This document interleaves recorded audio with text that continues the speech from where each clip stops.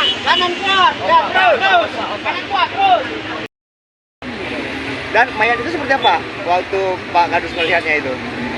Si mayat terlungkup kan? Untuk kakinya lagi ke atas dua gitu. Terus kebetulan saya hubungi Babinsa sama Batu Katimas dari Polsek. Mereka turun datang kemari, lagi evakuasi sama Babinsa.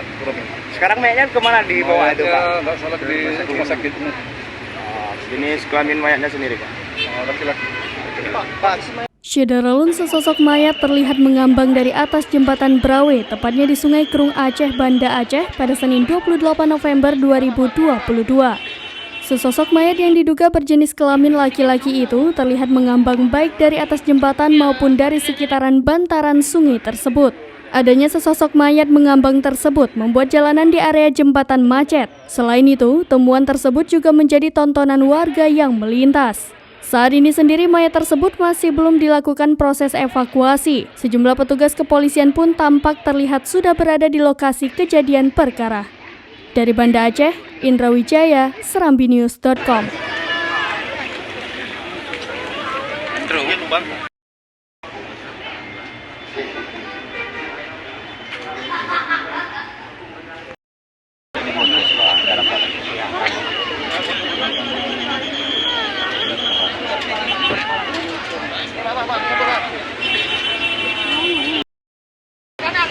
Kanan kuat, ya terus. Kanan